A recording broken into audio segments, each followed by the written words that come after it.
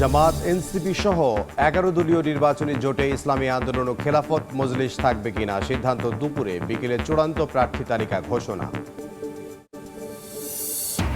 ত্রয়োদশ সংসদ নির্বাচনে প্রায় ৯ লাখ আইন শৃঙ্খলা রক্ষা বাহিনীর সদস্য মাঠে থাকবেন, জানালেন স্বরাষ্ট্র উপদেষ্টা। পক্ষপাতমূলক আচরণ থেকে বিরত থাকার নির্দেশ। গুমখুনের মামলায় সাবেক সেনা কর্মকর্তা জিয়াউল আহসানের বিরুদ্ধে অভিযোগ গঠন বিষয়ে আদেশ আজ। আশুলিয়ায় লাশ পোড়ানোর মামলায় যুক্তিতর্ক উপস্থাপন। নাস্তালয়ের দোকান থেকে আসে, ওইখান থেকে গুলি পড়ছে। আর যদি এটা চলি ফিরে খাই না ফেললে আর খাইম কি সাধারণ দিক দেখে এখানে খালে মুখ পর্যন্ত ৩০০ মাইন হতে রাখছে। সীমান্তে মৃত্যু ফাঁদ, মিয়ানমার থেকে ছোড়া গুলি, মাইন বিস্ফোরণে আতঙ্কে স্থানীয়রা। নিরাপত্তা নিশ্চিতে সরকারকে কার্যকর পদক্ষেপের দাবি বাসিন্দাদের। অনেকে শুনি যে এখানে এই কন্টাকে করে ফেলে, একদম সিস্টেমেই গোলমাল, খালি ওই ২-৪টা অভিযান করলে কিচ্ছু হবে না।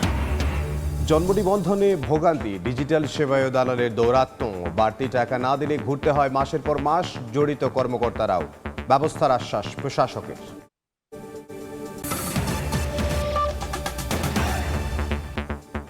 সময় সংবাদের সঙ্গে আছে আমি ইমদাদুল হক। ১১ দলীয় জোটের চূড়ান্ত প্রার্থী তালিকা ঘোষণা করতে বিকেলে যৌথ সংবাদ সম্মেলন করতে আগ্রহী জামাত এনসিপি সহ কয়েকটি দল। তবে ইসলামী আন্দোলন বাংলাদেশ ও খেলাফত মজলিস জোটে থাকবে কিনা সে বিষয়ে দুপুরে সিদ্ধান্ত হবে বলে জানা গেছে। জোটের বেশ কিছু টানাপোড়েন নিয়ে দুপুরে নিজ নিজ দলীয় ফোরামে আলোচনা করবে দল দুটি। তবে জামাত সংশ্লিষ্টরা আশা করছেন দেশের বৃহত্তর স্বার্থে সংবাদ সম্মেলনে অংশ নেবে সবাই। ৫ দফা দাবিতে গত সেপ্টেম্বর থেকে রাজপথে সরব ছিল জামাত, ইসলামী আন্দোলন সহ ৮টি রাজনৈতিক দল। ডিসেম্বরে যুক্ত হয় এনসিপি সহ বাকিরা।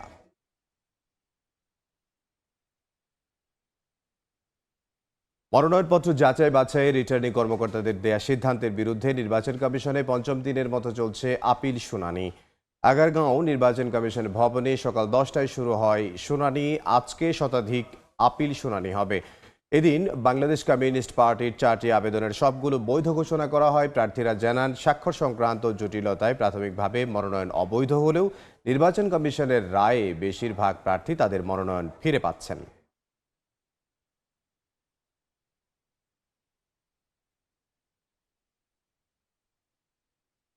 যে সকল কারণ বাতিল করে দিয়েছে আমার বিজ্ঞ আইনজীবী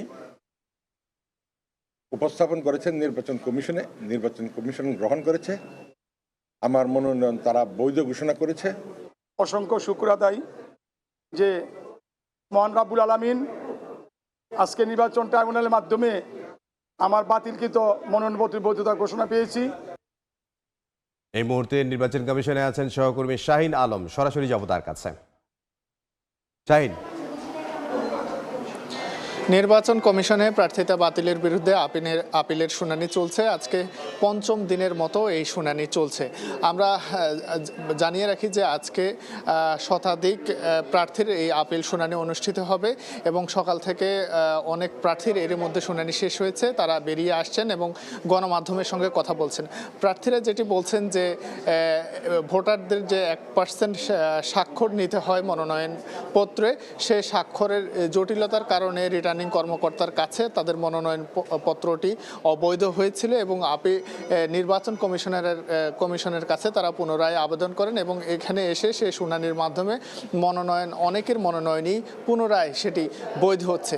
কিন্তু প্রার্থীরা যেটি বলছেন যে এই 1% যে স্বাক্ষর ভোটারদের কাছ থেকে নিতে হয়, এটিকে তারা বলছেন যে এটি ভোটারদের যে গোপনীয়তা সেটি নষ্ট হয় এবং ভোটাররা এতে করে সামাজিকভাবে অনিরাপদ বোধ করেন। ভবিষ্যতে এই সিস্টেমটি যেন নির্বাচন কমিশন পুনরায় বিবেচনা করেন এবং এটি বাতিলের দাবিও কেউ কেউ জানিয়েছেন। এবং আমরা সকালে দেখেছি যে বাংলাদেশের কমিউনিটি পার্টি, সেই দলের 4টি আবেদন তাদের ছিল এবং 4টির মধ্যে 4টি আবেদনই তাদের বৈধ হয়েছে এবং জাতীয় পার্টির একাংশের আজকের 2টি আবেদন তাদের শুনানি হয়েছে। এর মধ্যে তারা 2টি বৈধতা পেয়েছেন, বাকি 2টিরও শুনানি আজকেই অনুষ্ঠিত হবে। আজকে 5 দিন থেকে এই আপিল শুনানি চলছে এবং আগামী 18ই জানুয়ারি পর্যন্ত এই আপিল শুনানি চলবে এবং সঙ্গে সঙ্গে কিন্তু নির্বাচন কমিশনের পক্ষ থেকে সেই রায়টি দিয়ে দেওয়া হচ্ছে। তো এই ছিল আমার কাছে নির্বাচন কমিশন থেকে আপিল শুনানির সর্বশেষ খবর। রাজধানীর আগারগাঁওয়ে নির্বাচন কমিশন ভবন থেকে সহকর্মী শাহিন আলম। ত্রয়োদশ জাতীয় সংসদ নির্বাচনে প্রায় 9 লাখ আইন শৃঙ্খলা রক্ষা বাহিনীর সদস্য মাঠে কাজ করবেন বলে জানিয়েছেন স্বরাষ্ট্র উপদেষ্টা জাহাঙ্গীর আলম চৌধুরী। সকালে চট্টগ্রামের সাতকানিয়ায় বর্ডার ট্রেনিং সেন্টারে বিজিবির প্রশিক্ষণ সমাপনী কুচকাওয়াজে কথা বলেন তিনি। এ সময় তিনি আইন শৃঙ্খলা রক্ষা বাহিনীর সদস্যদের পক্ষপাতমূলক আচরণ থেকে বিরত থাকার নির্দেশ দেন।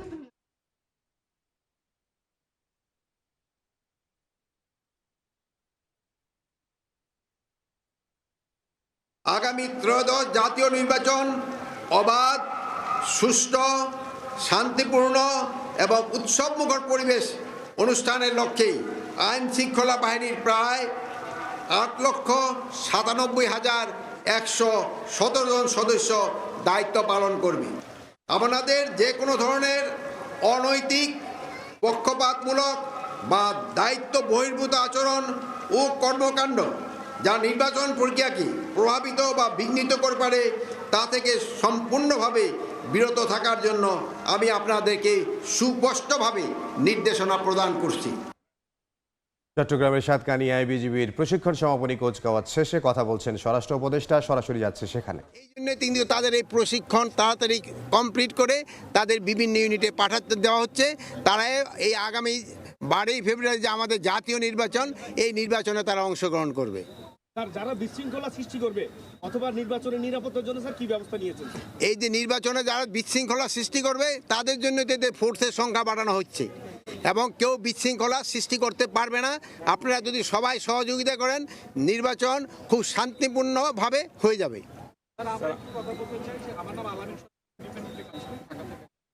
আমরা একটু মিয়ানমার ইস্যুতে কথা বলতে চাই। আমরা যেটা দেখেছি যে আমাদের সীমান্ত বারবার লঙ্ঘন হচ্ছে, আন্তর্জাতিক আইন দ্বারা লঙ্ঘন করতেছে। পররাষ্ট্র মন্ত্রণালয় থেকে তাদের এখানকার যিনি কর্মকর্তা তাকে ডেকে তদন্ত করা, কিন্তু মুশকিলটা হচ্ছে আরকান তো আসলে মিয়ানমারের সাথেই নাই। তো সেই ক্ষেত্রে আমরা এটা ক্ষেত্রে আমি আপনাকে এর আগে একবার বলছি যে যেহেতু বৈধ রাষ্ট্র হলো মিয়ানমার আর আরাকান আর্মি হলো দখল করে আসছে পুরা আমাদের যে রাখাইনের বর্ডারটা, এই বর্ডারটা পুরা দখলে আছে আরাকান আর্মির হাতে। মিয়ানমার আর্মি কিন্তু বর্ডারে নাই। এই জন্য আমাদের একটা তো সমস্যা ডেফিনেটলি হচ্ছে। বাট আমাদের যোগাযোগ হলো মিয়ানমার সরকারের সাথে। তা আমাদের কোনো কিছু হলে আমরা প্রতিবাদ জানাই মিয়ানমার সরকারকে। বাট আরাকান আর্মি যারা এখনও বর্ডার আছে তাদের তো আমরা এখনও বৈধতা দেই নেই এবং তারা যে বিভিন্নভাবে বর্ডারে যে আমাদের কিছু কিছু সমস্যার সৃষ্টি করতেছে তা আপনারা জানেন। কিছুদিন আগে আমাদের একটা ছোট বাচ্চাও মর্টারে আঘাতে আহত হয়েছে, তাকে আমরা অলরেডি ঢাকা নিয়ে আসা হয়েছে। এবং মাঝে মাঝে তারা দেশ মিয়ানমার সেনাবাহিনী এবং আরাকান আর্মির বিরুদ্ধে নিজেদের ভিতরে যে সময় গণ্ডগোল লেগে যায় সেই সময় অনেক সময় দুই একটা গোলা আমাদের সাইডে এসে পড়ে। এই জন্য আমরা প্রতিবাদ করছি এবং এটা যেন ভবিষ্যতে না আসে এই জন্য আমরা সব ধরনের প্রস্তুতি নিচ্ছি। স্যার, আমার নাম সাইরাস, আমি জিটিভিতে কাজ করি।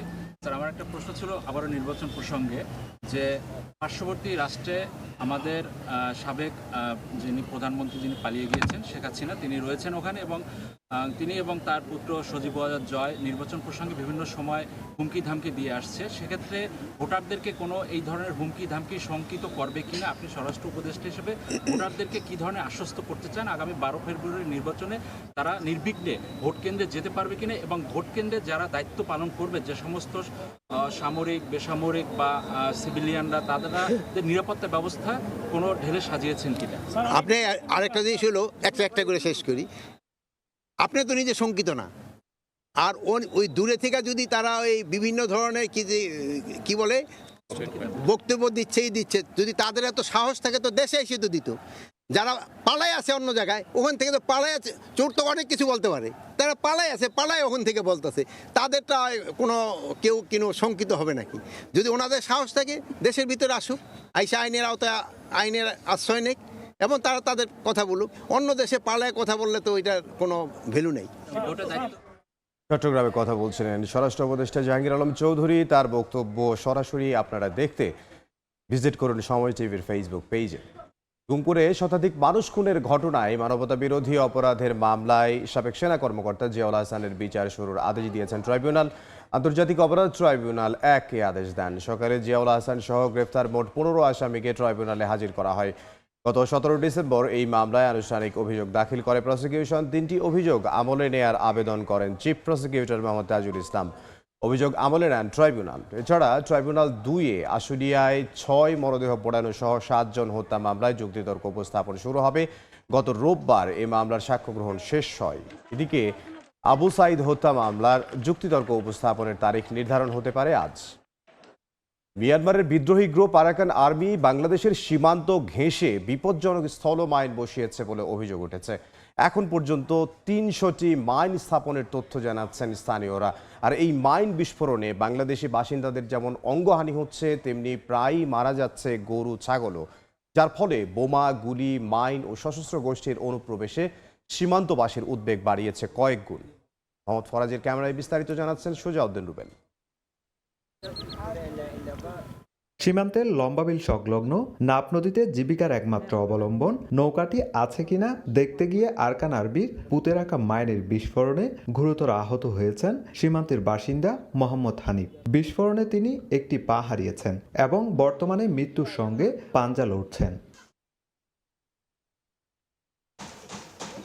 এই ঘটনায় হানিফের পরিবার চরম উদ্বেগ ও অনিশ্চয়তায় দিন কাটাচ্ছে। হতদরিদ্র পরিবারটি এখন দিশেহারা। তার মা ও স্বজনদের প্রশ্ন, এই ঘটনার দায় কে নেবে আর তাদের ন্যায় বিচারই বা কে নিশ্চিত করবে? রোহিঙ্গারা গুলি করতেছে, ওখানে যে মাইন বয় বোমা মাইন বয় যাবে আমরা তো জানি না। প্রায় 2 কিলোমিটার ভিতরে এসে মাইন ফুটে রেখে এরা চলে যাচ্ছে। ওদের কিভাবে এত সাহস? এর আগে মিয়ানমারের ছোড়া গুলিতে শিশু আফনান গুলিবিদ্ধ হওয়ার ঘটনা এবং মাইন বিস্ফোরণে হানিফের অঙ্গহানির ঘটনায় সীমান্তের বাসিন্দাদের মধ্যে আতঙ্ক বেড়েছে কয়েক গুণ। যাদের আয়ের প্রধান উৎস নদীতে মাছ ধরা, তারা জীবন ঝুঁকিতে ফেলে আর নদীতে নামছেন না। স্থানীয়দের অভিযোগ, মিয়ানমারের বিদ্রোহী গোষ্ঠী আরাকান আর্মি আন্তর্জাতিক আইন উপেক্ষা করে বাংলাদেশের সীমান্ত ঘেঁষে বিপজ্জনক স্থল মাইন বসিয়েছে। এখন পর্যন্ত প্রায় 300টি মাইন স্থাপনের তথ্য জানাচ্ছেন তারা। একই সঙ্গে মাঝে মধ্যে গোলাগুলি ও মর্টার নিক্ষেপ করা হচ্ছে, যার অনেকগুলো এসে পড়ছে বাংলাদেশের ভূখণ্ডে। নাস্তা লয়ের দোকান থেকে আসে, ওইখান থেকে গুলি পড়ছে। সাধারণ দিক দেখে এখানে খালের মুখ পর্যন্ত 300 মাইন হতে রাখছে। আর ওরা ওদেরকে ডিস্টার্ব করতেছে, ওরা এখানে গুলি চালাচ্ছে। এখন আর তো ডর দেয় তারা গুলি করিব, মাইন বুয়াইয়ে আর যদি এটা চলি ফিরে খাই না ফেললে আর খাইম কি। এর আগে মিয়ানমারের জান্তা বাহিনী সীমান্তে মাইন স্থাপন করলেও এখন বিদ্রোহী গোষ্ঠী আরাকান আর্মিও একই পথ অনুসরণ করছে। আন্তর্জাতিক আইন ও মানবাধিকারের তোয়াক্কা না করে সীমান্তকে পরিণত করা হচ্ছে মৃত্যু ফাঁদে। এই পরিস্থিতিতে জানমালের নিরাপত্তা নিশ্চিত করতে সরকারের কার্যকর পদক্ষেপ দাবি করছেন সীমান্তবাসী। এখানে তো আমরা এমন বই সরকার যদি আমাদেরকে কোনো জিনিস নিয়ে যেতেছে আমরা চলে যাব, এমন বইয়ের মধ্যে আমরা আছি। আমাদেরকে অবশ্যই বাংলাদেশ সরকার থেকে আমাদের জীবন মালের নিরাপত্তা দিতে হবে। মিয়ানমারের অভ্যন্তরীণ সংঘাতের জেরে সীমান্তের সর্বোচ্চ সতর্ক অবস্থানে বর্ডার গার্ড বাংলাদেশ। পরিস্থিতি সার্বক্ষণিক পর্যবেক্ষণের পাশাপাশি সীমান্ত জুড়ে জোরদার করা হয়েছে টহল ও নজরদারি। সুজাউদ্দিন রুবেল, সময় সংবাদ, কক্সবাজার। জন্ম নিবন্ধন একটি মৌলিক নাগরিক অধিকার, কিন্তু সেই অধিকার আদায় করতে গিয়ে যেন ভোগান্তির শেষ নেই। ডিজিটাল করা হলেও মাঠ পর্যায়ে জন্ম নিবন্ধন সেবা এখনো এক প্রকার হয়রানির নাম। কোথাও দালাল, কোথাও অপ্রয়োজনীয় কাগজের ফাঁদ, আবার কোথাও অতিরিক্ত টাকা না দিলে আটকে যায় ফাইন। নুরুল ইসলাম নয়নের ছবিতে আবু সাইদ নিশানের প্রতিবেদন।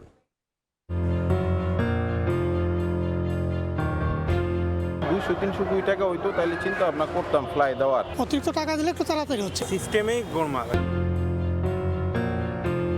উত্তর সিটি কর্পোরেশনের অঞ্চল 3 জন্ম নিবন্ধন সেবার তথ্য জানতে চাইতেই অফিস সহকারী জামাল নিয়ে যান নাস্তার রুমে। 3 দিনে জন্ম নিবন্ধন করিয়ে দেওয়ার আশ্বাসে মুঠোফোনে পরিচয় করিয়ে দেন মিথুন নামের এক ব্যক্তির সঙ্গে। সময় লাগবে 3 দিন, খরচ করবে 2500 টাকা। এবার সরাসরি কথা হয় মিথুনের সঙ্গে। জন্মস্থান ও স্থায়ী ঠিকানা ছাড়াই ঢাকা থেকে করা যাবে জন্ম নিবন্ধন, বিনিময়ে দিতে হবে 2,500 টাকা। মানে আপনি তো অফিসেরই, মানে সেক্ষেত্রে তো আর সমস্যা নাই। 200-300 টাকা হইতো তাহলে চিন্তা ভাবনা করতাম ফ্লাই দেওয়ার। আছে 2000 টাকা, এনে লারা সারা দেওয়া 3-4, এতে লারা সারা দেওয়া থাকে এই 200-300 টাকা। এটার লেগে কি দরকার সম্পর্ক নষ্ট করার? এর চাইতে ভালো সোনার ডিম পাড়া আসলে সম্পর্ক ভালো রাখি, কয়েকদিন পর ডিম খাবো। মিথুন সিটি কর্পোরেশনের লোক দাবি করলেও অনুসন্ধানে জানা যায় সে আসলে দালাল। কর্পোরেশনের দায়িত্বপ্রাপ্তদের যোগসাজশে অবৈধ উপায়ে করে দেয় জন্ম নিবন্ধন। এমন চিত্র শুধু অঞ্চল 3ই নয়, রাজধানীর 2 সিটি কর্পোরেশন সহ সারা দেশেই পাওয়া যায় নাগরিকদের এমন অভিযোগ। সার্ভার নাকি থাকে না, আবার অনেকে শুনি যে এখানে এই কন্টাক্টে করে ফেলে। একটার পর একটা 2টা 3টা চাচ্ছে, তারপর দেওয়ার পরেও 1 দিন 2 দিন 5 দিন ঘুরাচ্ছে। তদারকে থাকা উচিত যে আসলে এটা অনেক সহজভাবে হচ্ছে কিনা, বাসিন্দা তারা কি আসলে হ্যারাসমেন্ট হচ্ছে কিনা। একদম সিস্টেমেই গোলমাল, খালি ওই 2-4টা অভিযান করলে কিচ্ছু হবে না। মুন্সিগঞ্জ, গাইবান্ধা সহ দেশের নানা প্রান্তেও জন্ম নিবন্ধন করতে ভ্রুভ্রান্তির কথা জানান সেবাগ্রহীতারা। সামান্য ভুল সেটা ওনারা নিজেরাই করছে। নানান ভোগান্তির পরে মানে নামের বানান ঠিক করানো। ম্যাজিস্ট্রেটের সামনে দাঁড়িয়ে অভিভাবকত্ব প্রমাণ করে তারপর আনতে হচ্ছে জন্ম নিবন্ধন সনদ। সরকার এই সেবাকে ডিজিটাল করেছে হয়রানি বন্ধ করতে, কিন্তু বাস্তব চিত্র ভিন্ন। অনলাইন আবেদন প্রক্রিয়া যেমন জটিল, তেমনি প্রয়োজনীয় কাগজপত্র জমা দেওয়ার পরেও সিটি কর্পোরেশনের অফিসে এসে শুরু হয় নতুন বিড়ম্বনা। ফাইল জমা দিতে এসে চাওয়া হয় অপ্রয়োজনীয় ও নিয়ম বহির্ভূত কাগজপত্র। দিতে না পারলেই ঘুরতে হয় মাসের পর মাস। শরণাপন্ন হতে হয় দালালদের। উত্তর সিটি কর্পোরেশনের প্রশাসক বলছেন, অনিয়মের বিরুদ্ধে ব্যবস্থা নেওয়া হচ্ছে। জন্ম নিবন্ধন, মৃত্যু নিবন্ধনে যদি এই ধরনের অভিযোগ আমরা পেয়ে থাকি, মাঝখানে আমরা কিছু পেয়েছি, আমরা কিন্তু কয়েকজনের চাকরিকে শোকজ করে তাদেরকে কিন্তু এখন তারা কিন্তু এখন দফতরে নাই। ঘরে বসে আমরা এটা সলভ করতে পারি। যত বেশি কম হিউম্যান ইন্টারাকশন হবে তত ঝামেলা কম, সেটা আমরা চেষ্টা করব। জন্ম নিবন্ধন না থাকলে বাধাগ্রস্ত হয় শিক্ষা, চিকিৎসা, পাসপোর্ট সহ প্রায় সব নাগরিক সেবা। কখনো প্রয়োজনীয়, আবার কখনো ভুয়া কাগজপত্র হচ্ছে জন্ম নিবন্ধন। সিটি কর্পোরেশন ও দালালদের যোগসাজশে উভয় ক্ষেত্রে লাগছে অতিরিক্ত টাকা। এতে একদিকে যেমন তৈরি হচ্ছে সাধারণ মানুষের ভোগান্তি, অন্যদিকে তৈরি হচ্ছে নিরাপত্তা ঝুঁকি। স্বচ্ছতা, জবাবদিহিতা ও মনিটরিং ব্যবস্থা নিশ্চিত করা না গেলে তা আরও ভয়ঙ্কর আকার ধারণ করবে। আবু সাইদ নিশান, সময় সংবাদ, ঢাকা। এবার বাণিজ্যের সংবাদ।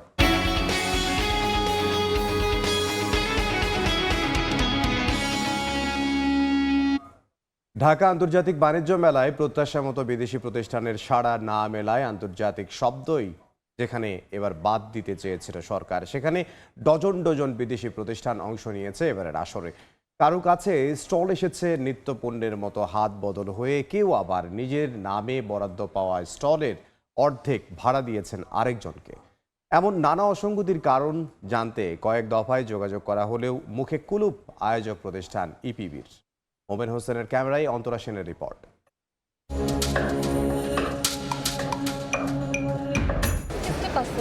ये गवर्नमेंट ऑर्गेनाइजर करते हैं, गवर्नमेंट तो उनसे लिया टेंडरे पाइसे যে পাইছে উনি ব্যবসা।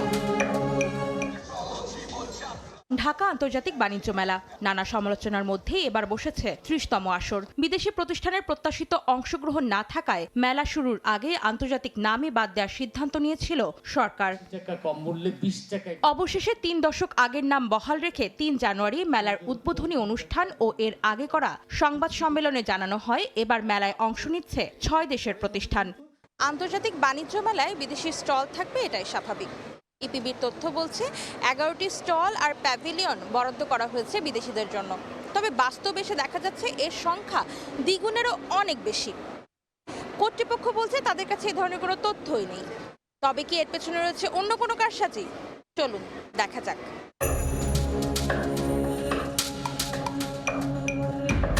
মেলার স্থায়ী 2 হলে 2 দিন ঘুরে দেখতে পাই GS13 স্টলে রহমান ট্রেডিং এর ব্যানারে বিক্রি হচ্ছে 2 আলাদা প্রতিষ্ঠানের পণ্য, ইন্ডিয়ান জুতা আর কাশ্মীরি শাল। ইরান এবার অংশ নিচ্ছে আনুষ্ঠানিকভাবে ইপিবি এমন তথ্য না দিলেও মেলায় মিলছে দেশটির প্রতিষ্ঠানের নামে বিক্রি করা বিভিন্ন পণ্য। একই অবস্থা পাকিস্তানি জুতা পোশাকের স্টলেরও। पाकिस्तानी काफ़ी स्टॉल आए हैं इस वक्त, जहाँ तक मैं समझता हूँ 8 से 10 स्टॉल्स होंगे पाकिस्तानी। বাংলাদেশের সবজি কাটার সরঞ্জামাদি বিক্রির স্টলের অর্ধেকে মিলছে ভারতীয় জুতা। এই 2 হলে একটিতে 2টি করে প্রতিষ্ঠান রয়েছে যারা নিজেদের বিদেশি দাবি করছে। এমন স্টলের সংখ্যা রয়েছে 25টি। স্টল বরাদ্দে হজবরলার কারণ জানতে জিএস 15 নম্বর স্টল ভাগ করে বসা বাংলাদেশের আরবি জামদানি হাউস আর ভারতীয় কাশ্মীরি শাল বিক্রেতার সঙ্গে কথা বললে দুই প্রতিষ্ঠানই আলাদাভাবে দাবি করে ইপিবি থেকে বরাদ্দ নিয়েছেন তারা। हम कश्मीर से ही आए हैं तो कश्मीर का ही लेके आए हैं। किसके पास से लिया? ये गवर्नमेंट ऑर्गेनाइजर करते हैं, गवर्नमेंट तो उनसे लिया। এই যে আপনার টেন্ডারে পাইছে, যে পাইছে উনি ব্যবসা মাল আমরা না বিক্রি করি আপনার ইন্ডিয়াতে। ইন্ডিয়াতে আপনারা এসে বিক্রি করেন? হ্যাঁ, ইন্ডিয়া একই দোকান আমাদের, বুঝছেন? কাশ্মীর লোক নিয়ে আসছে। ইপিবির কাছ থেকে সরাসরি বরাদ্দ না পেলেও জিএস 14-এ বসা হাওলাদার ট্রেডিংয়ের স্বত্বাধিকারীর সোজা সাপটা জবাব, হাত বদলে পাওয়া এই স্টল আরও দুজনের কাছে ভাড়া দিয়েছেন তিনি, যাদের একজন বাংলাদেশি, একজন বিদেশি। স্টল বরাদ্দ ইপিবির কাছ থেকেই তো নিয়েছেন? হ্যাঁ, ইপিবির কাছ থেকে নিয়েছেন পুরোটা, এরপরে হচ্ছে এইটুকু হচ্ছে ওদের কাছে। এটা হলো কি আপনার কি এটা বাণিজ্য মন্ত্রণালয় থেকে অনেকেই নেই, লাইসেন্স আছে তারাই পায়। এটা আমি আরেকজন তো নিচ্ছি। আমরা তো আর ডাইরেক্ট এখানে যাইতে পারি না, আমরা ডাইরেক্ট যেতে পারি না, কারণ এটা নিতে হইলে আপনার লাইসেন্স টাইসেন্স লাগে। যার কাছ থেকে নিয়েছেন সেও তো বাঙালি?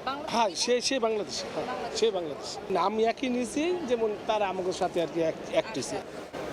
আয়োজন ওয়াশিং প্ল্যান্টের ব্যানারে বিক্রি হচ্ছে দুই বিদেশি প্রতিষ্ঠানের বাহারি পণ্য।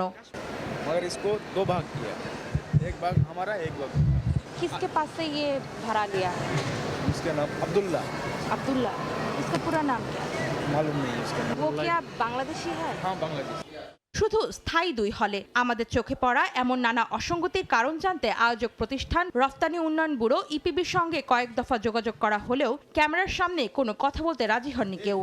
সময় টিভি থেকে আসছে। অন্তরা সেন, সময় সংবাদ, ঢাকা। বরগুনার পাথরঘাটায় বিএনপি জামাত নেতাকর্মীদের সংঘর্ষে উভয় পক্ষের অন্তত 7 জন আহত হয়েছেন। মঙ্গলবার রাতে পাথরঘাটার খলিফারহাট এলাকায় এই সংঘর্ষের ঘটনা ঘটে। বিএনপি নেতাকর্মীদের দাবি, চায়ের দোকানে রাজনৈতিক আলাপ চলাকালে বিএনপি জামাত নেতাকর্মীদের মধ্যে বাকবিতণ্ডা হয়। এরপর দেশীয় অস্ত্র দিয়ে হামলা চালায় জামাত নেতাকর্মীরা। এতে উপজেলা বিএনপির 2 নেতা ফারুক ও সেলিম ব্যাপারী গুরুতর আহত হন। তাদের অবস্থা আশঙ্কাজনক হওয়ায় উন্নত চিকিৎসার জন্য বরিশাল মেডিকেলে পাঠানো হয়। অন্যদিকে জামাতের নেতাকর্মীদের অভিযোগ, বিএনপি নেতাকর্মীদের হামলায় তাদের 3 নেতাকর্মী আহত হয়েছেন।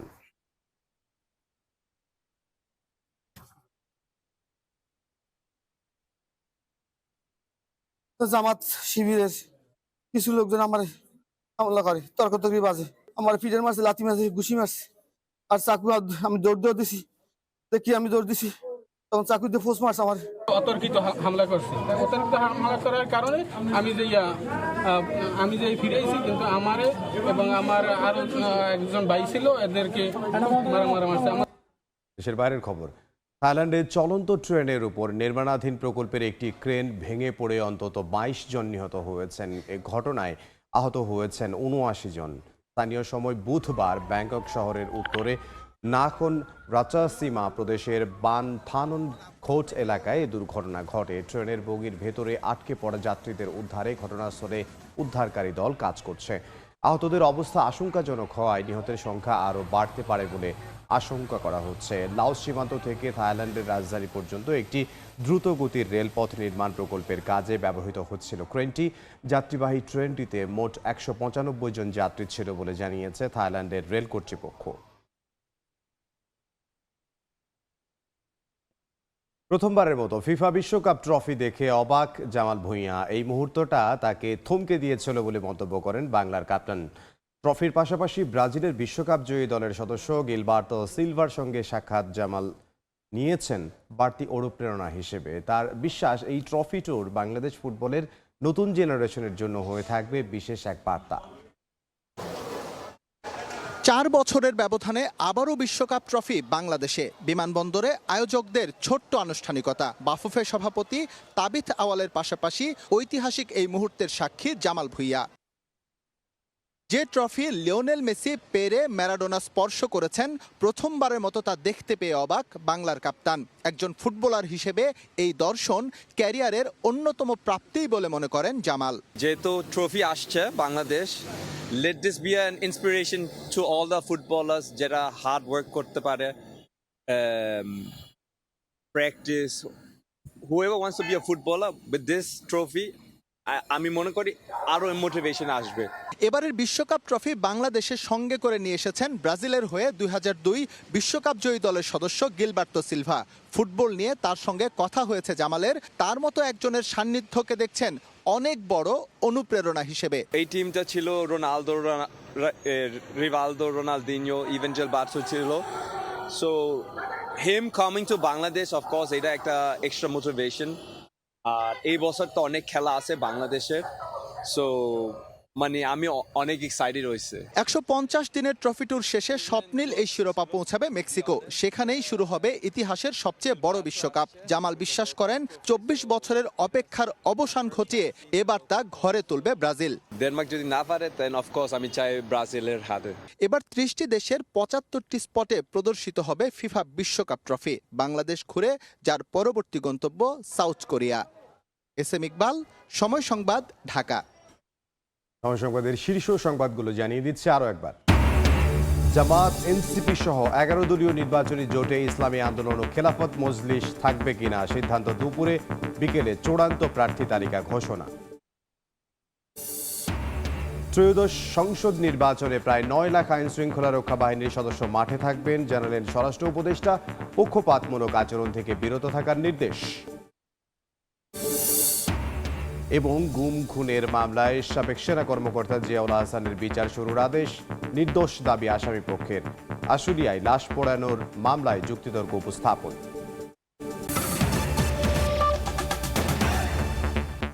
এই ছিল দুপুর 12টার সময় সংবাদে। খেলার সময়ের সঙ্গে থাকবেন সহকর্মী তাজিন খন্দকার। আপনাকে ধন্যবাদ ইমদাদ। খেলার সময় নিয়ে আসছি কিছুক্ষণ পর, সঙ্গেই থাকুন সময়ের।